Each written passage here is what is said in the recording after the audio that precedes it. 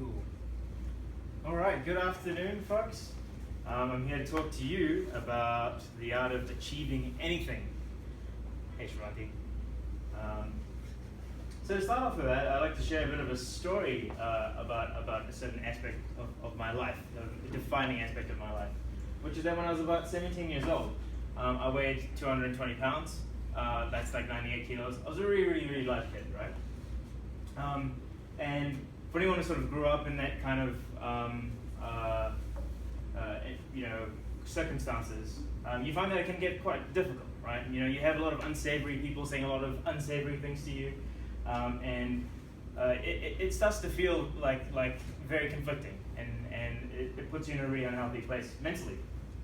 My folks at one point even chucked me on the old Atkins diet, right? And it was great because, you know, I lost like sort of a lot of weight, and then it was like a catapult, right? You lose a lot of weight, and then all that frustration and annoyance of being on this horrible, stupid diet, unleashes, and and you get far worse, and you end up as a 220-pound 17-year-old kid at my height, right? Which is obviously not so great.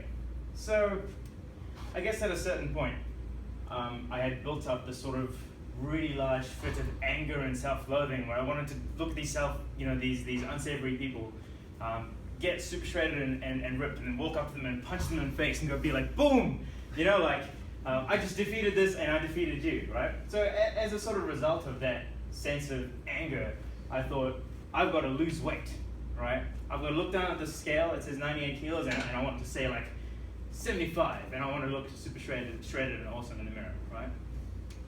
So that became like something that over the course of many years I would attempt to do again and again and again and again, and fail miserably every time, right? So of course there's this whole Atkins diet rubbish that I went on.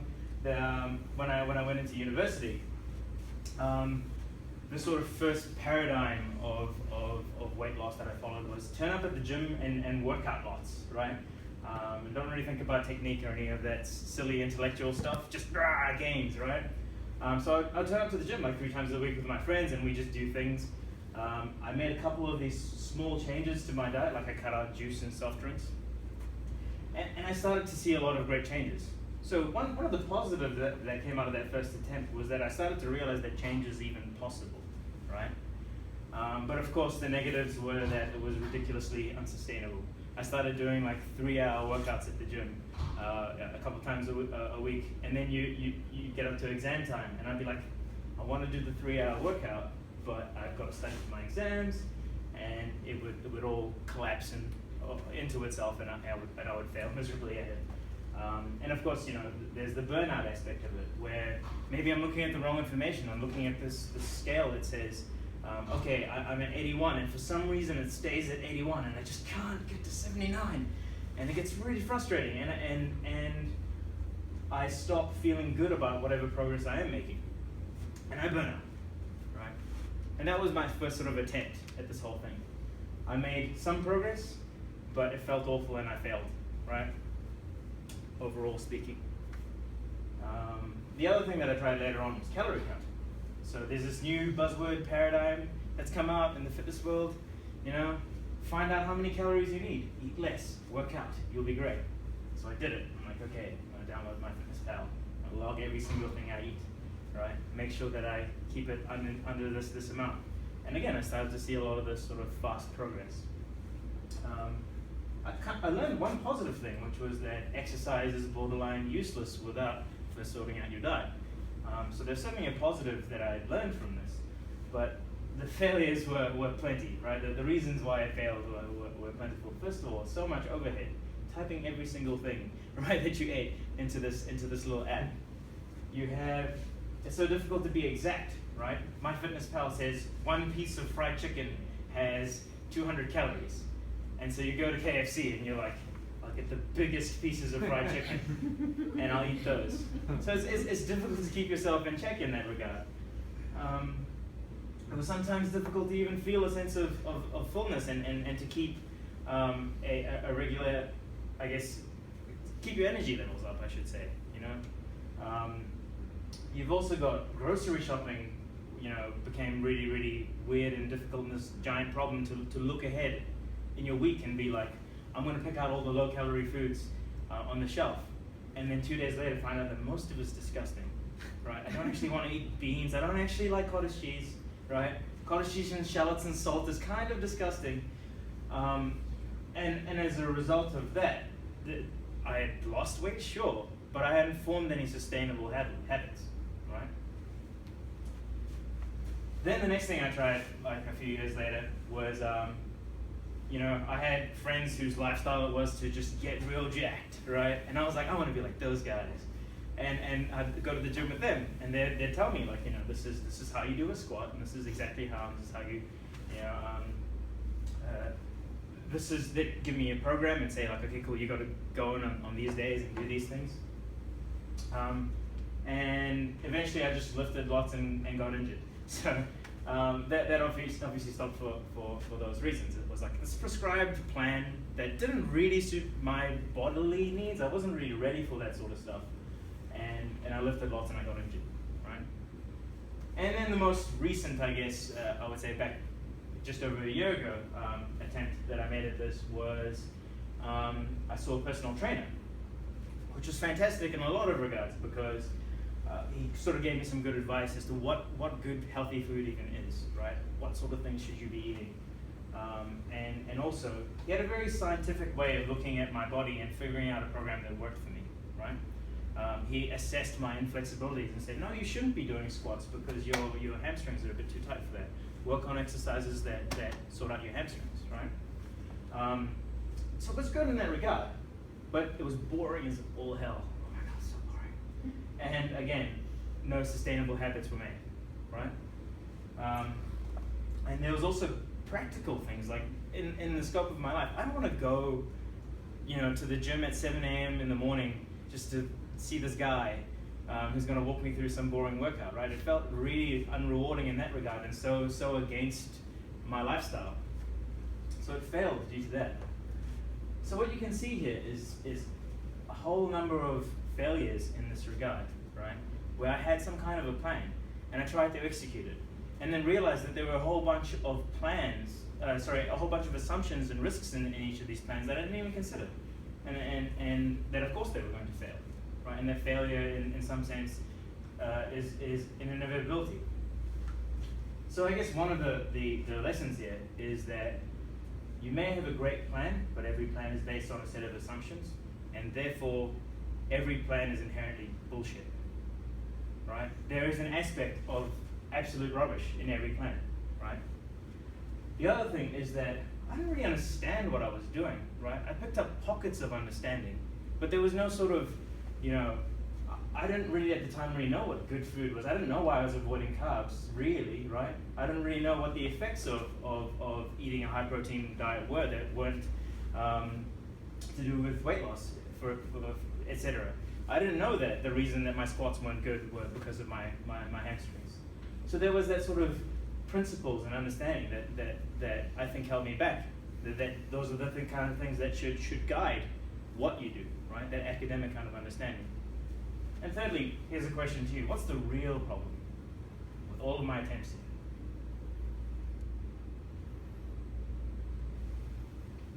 I'll make it super obvious.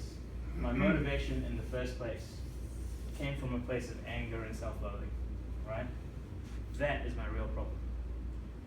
That sense of toxic kind of inspiration led me to all of the bad solutions, right, that I pursued. Right? So, where do we go from here, I guess, right, is the question that I have to ask myself after all of these colossal efforts followed by colossal failures, right? And what I found is that I'm talking about all my attempts at weight loss and how they completely screwed up. So what I realized is that I needed to start with why, right? That sense of inspiration is what I needed at the start, and the sense of real understanding as to why I was even doing any of this, right? So I asked myself, why am I trying to do this weight loss thing?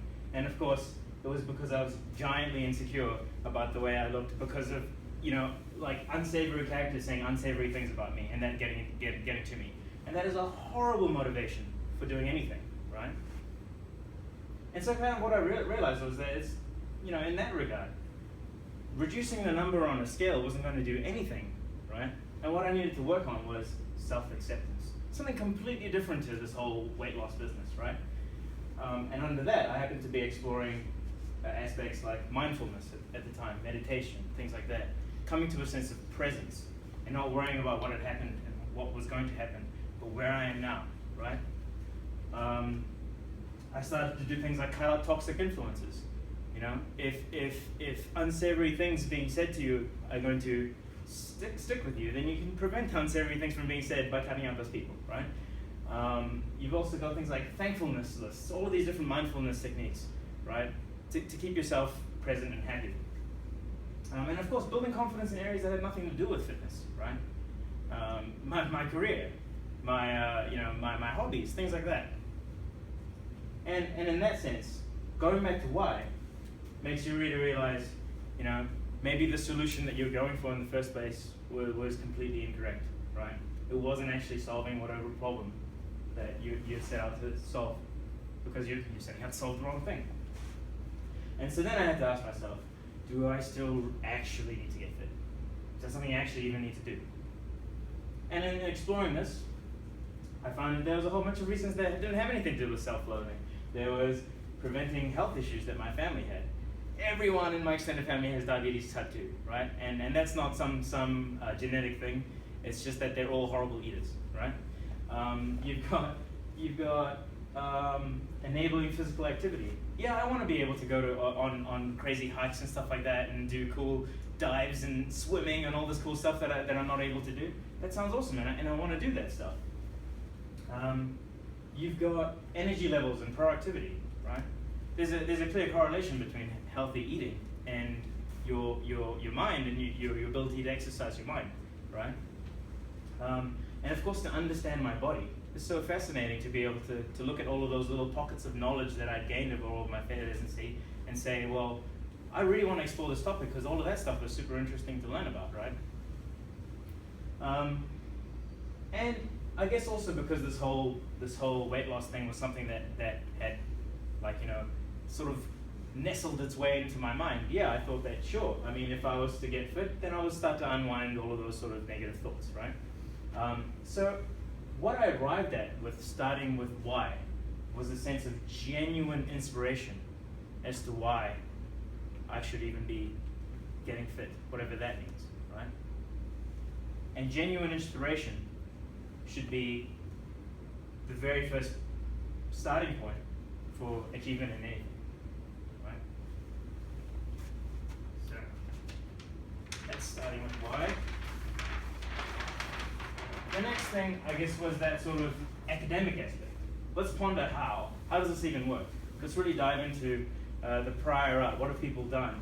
What are the principles? How does the body work? How do I lose fat? And there are all sorts of topics that we could cover, like intermittent fasting and your minimal workouts, compound workouts, things like that. As I mentioned earlier, there's the whole idea that not sorting out your diet is kind of makes any kind of exercise pretty useless, right? So that's kind of the topic I explored. I'm like, well, how do people eat well, right? And what I discovered was this thing called the slow carb diet. The slow carb diet is by this dude called Tim Ferriss, who I'm obsessed with.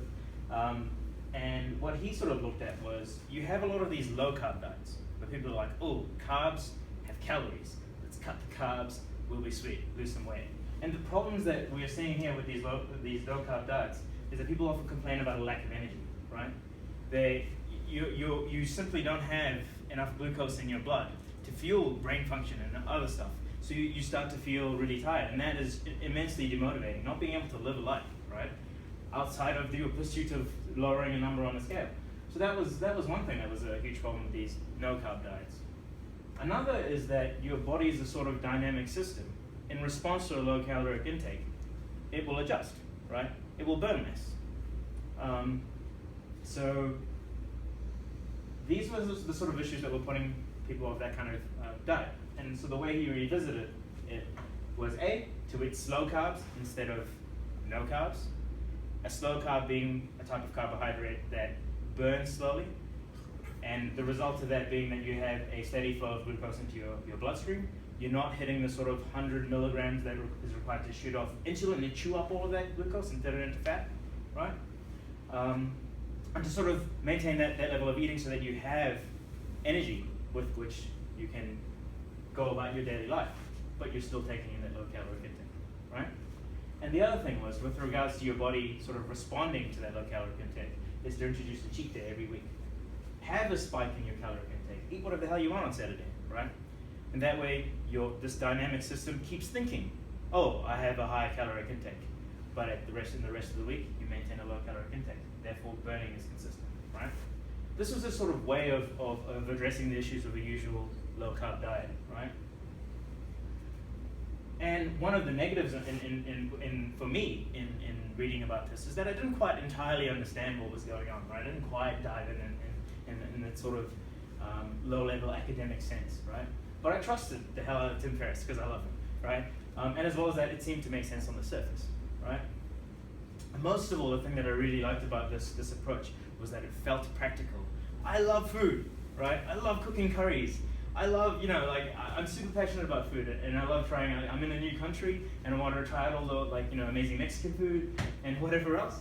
I didn't feel like I was willing to let go of the opportunity to do that for the sake of reducing a number on the scale. I wanted to live my life, and this felt practical, right?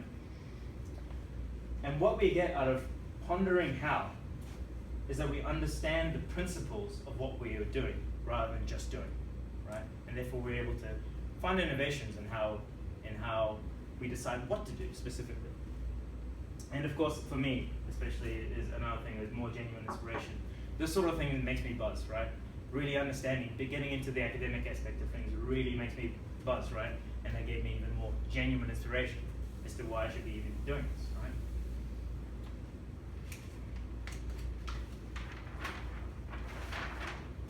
Whoa, this is getting, just a second. Did you do this on purpose? No, I did not. Thank you, Laura. No, it's not gonna, you're not adjusting. That one's the only one that's gonna stick. I think you should wrap it around. Give it a second. Right. Ah, It's good. okay. Thank you. So we've talked about how. The next thing was I will figure out what I'm going to even do, right? And obviously the first thing that comes to mind is that every other giant diet failure thing still required a colossal effort, and this will still require a colossal effort, right? And I wanted to avoid that situation of like, well, here's a colossal effort that's more than likely going to require, result in a colossal failure. So how do I address the colossal effort? And the concept that I brought in was this thing that I borrowed from software called vertical slicing, right? A vertical slice is the smallest piece of any given problem, such that when solved, it adds real value, right? So what are we talking about when solved? By solved, when we talk about a diet, for instance. And I guess for me, what that meant was that I committed to a permanent habit, right? It wasn't some calorie counting rubbish that I did for 6 weeks and then got tired of, right?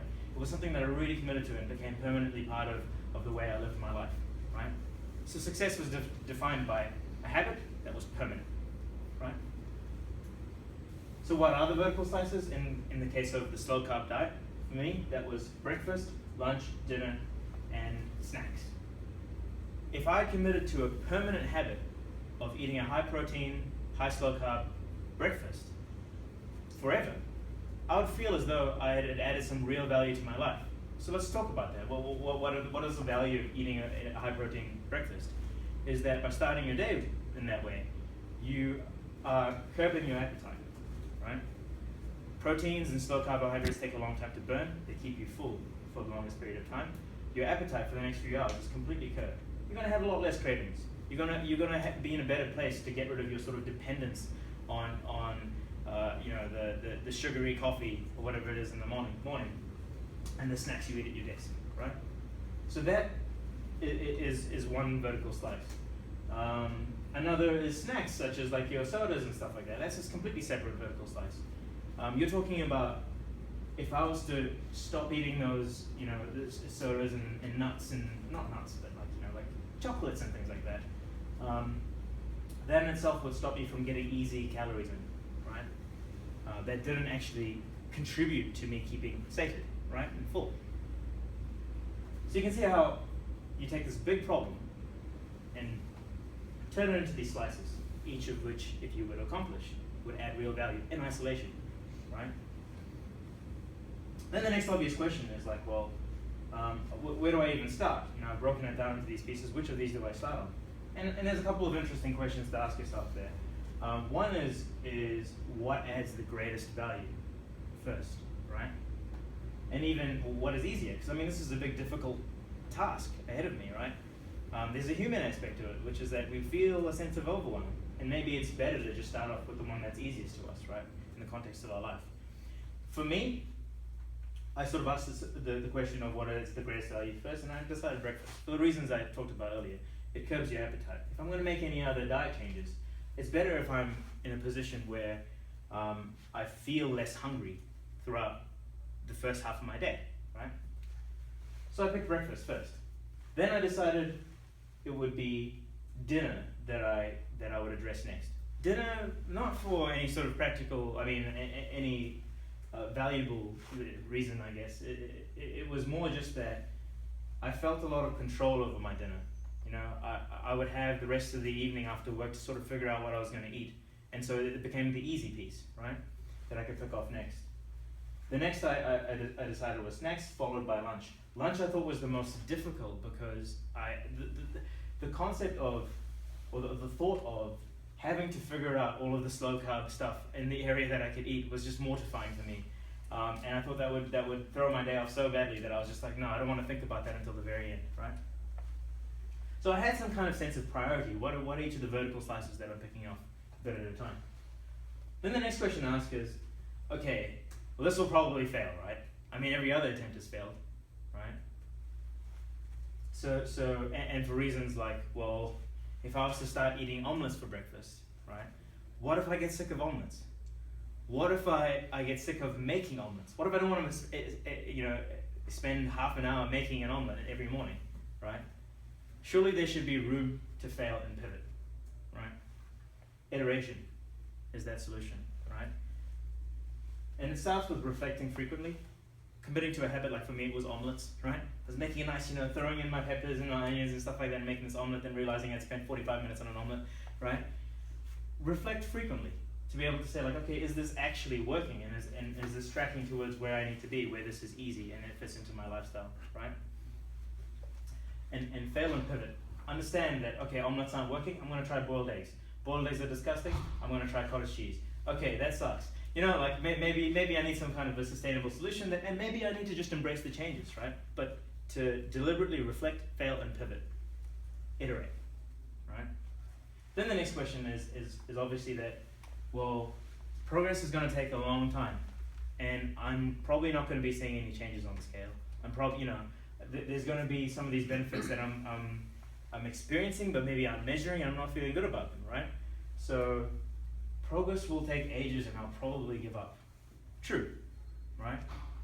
And the solution to that is granularity, right? Take this vertical slice and break it down into meaningful pieces such that when you achieve those pieces, you feel good, right? Some people have done this. Oh, and I guess I should talk about like the human aspect of this, is that when we achieve something, we feel the success hormone dopamine, right? And so often people will have lists at their desk and will tick them off because it makes them feel good and motivates them, right? So it's a way of getting over that sense of overwhelm, is to pick off small pieces and allow that effort to snowball, right? In terms of committing to a habit, I guess I defined a successfully committed habit as I committed to it for 3 weeks, right? Because supposedly the wiring of your brain changes to commit to a new habit in about 3 weeks, right? Some people track that using a calendar.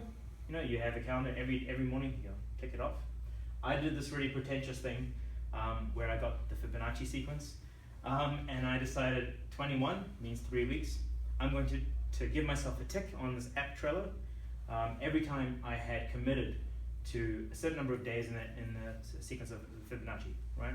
So if once I'd gone through 1 day, tick, 2 days, tick, 3 days, tick, 5 days, a bit more of an achievement there, something, a bit further to work towards.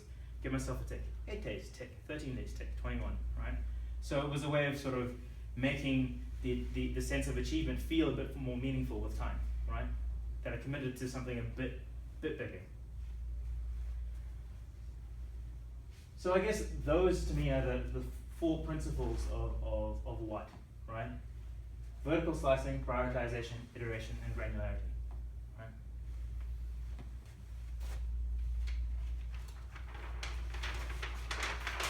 So, I've done all this stuff. I've changed the way I've approached certain problems by starting with why, going into the academic aspect how, and having a really deliberate approach as to what I was doing. Where am I now, right? I'm clearly not a supermodel just yet, but sort of in the space of 9 months, I had lost about 12 kgs, which is about 25 pounds. I haven't weighed what I weigh right now since I was 14 or 15, to put that into perspective, right? And the crazy thing is, to me, is that in every other attempt I've made in the past, it's maybe stretched a few months and failed, stretched a few months, failed, 6 weeks, failed. I haven't felt like this has been hard. And every habit I've committed to has been more or less permanent, right? So from that aspect, putting it into perspective feels amazing to me. At the same time, if you look at something like 12 kilos, 25 pounds, and you look at all the miracle diets and all the amazing people, the things people are doing to lose weight faster, whatever it is, it doesn't sound like that much of an accomplishment, right? And I guess in response to that, I think what I've had to sort of look at is, well, what are the non-vain successes? The weight on the scale is a vanity metric, right? Me looking in the mirror is a vanity thing, right? My energy levels are different in a way that they've never been before, right? What tends to happen when you have like a high carb meal is that you have lots of glucose in your bloodstream. Insulin kicks in, chews all of that up, you feel drained, right? After every lunchtime back in the day, I would just sort of doze at my desk for a while, and that's completely been eliminated from my life, right? Which is crazy. You've got things like, there's the obvious health benefits, you know, the risks that, you know, the lifestyle I had before of having diabetes and everything. Those risks have reduced. That's a non-vanity benefit, right? And of course, I'm eating a hell of a lot of roughage and greens and things like that that I never bothered to eat in the past. And that's improved things like digestion and everything, which I won't go into any more detail than that. But the permanent benefits that I've added to my life are everything to feel great about, right? And this as a platform to go and, you know, further improve and get fitter and maybe even thinner is fantastic, right? And also, let's go back to why, you know? All of the non-vain successes seem to be aligned pretty damn well with why, right? That sense of inspiration I felt going into this. And everything I've learned about my body going into this, right? And of course, let's revisit the failures of the past, right? They did come with that rapid sense of vain success, right? But they failed really, really badly every single time, right? And yeah, I mean, I guess to reinforce these points, the best things about this is that it didn't feel like it was hard, and that I learned and I learned and I learned and I learned. More and more and more each day that I look into this and try to figure out what's the next habit I'm going to pick up, what's the next change I'm going to make. I learned something about my body, right? I learned something about the way this works. And that is incredibly exciting to me. And that, to me, I think, is what constitutes real achievement, right? It is a sense of success that isn't vain.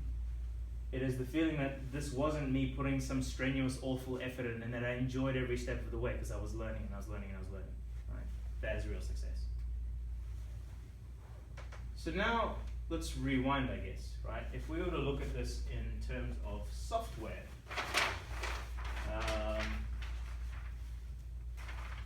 let's just hold up, here's a second. We'll have to edit this out of the video later, but we can keep it in, might be good value. Let's go back to why.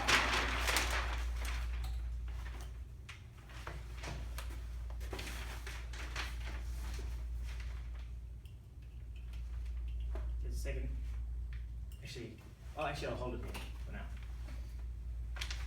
So, in software, and I appreciate not all of you are working in directly with the software, but what are the ways that we get across why in software? Why? Yeah, why? Business requirement, right? Sure. Requirements. User stories. We have to tell a story as to what's going on here. Why does anyone even need this, right? Because without that, we don't feel any sense of genuine value, right? I mean, why comes a little bit before the requirements definition, but you're right. I mean, Sure. We're going to exploit technology for financial gain. Yours, mine, theirs. Mhm. And if that inspires you, then yeah, hey, good for you, right? But on top of that, you've got, I'd like to think that people like Wayne and Ian and stuff like that, they came into it with the sense that they were helping people, right? And that they saw the value that they're adding to people's lives. Before the business requirements, to that point. That's a great point. Is that there's a separate sense of inspiration that people have brought to this, right? Let's talk about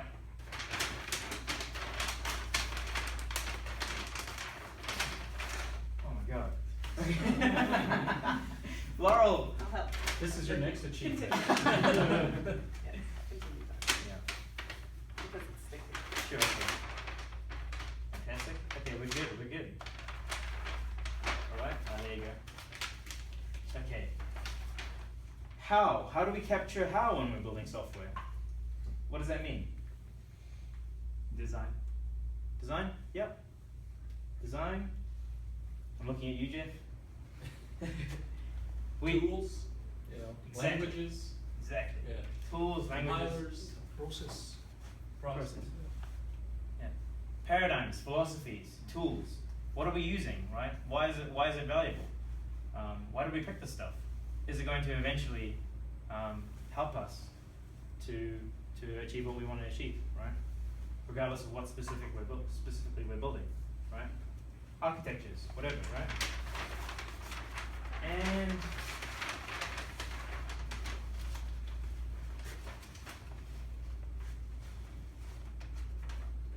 thanks, Laura. I will never do this ever again with this stupid thing. Maybe I'll have it vertically. We need a Vanna White. Need someone to just hold it. Yeah. and how about what and how we go about doing what in software? Vertical slicing. Sprints. Sprints, yep. What we bring into a sprint. You've got the spec by example. It's one way of saying this is a real world example of what we're trying to achieve, a vertical slice that adds real value in software. Prioritization, where do we do that? Backlog grouping. Coarse grain, fine grain. Grouping. Yeah. You've got iteration. That'd be the achievement of sprints, the demos, the retros. Reflecting and deciding on are we going in the right direction by looking at the real results of what we're trying to achieve, right? Granularity. I guess that would be your. Demos. Yeah. I mean, each of the teams will have a board. Yeah, with the smallest tasks. I'd like to think people also keep their own lists, whatever it is, of things that they're trying to achieve. And that's to sort of address that human aspect in a way of saying, well, how big is something? How can I pick off one little piece at a time and feel good about each, right? And that there, I think, leads to, give us a second, is that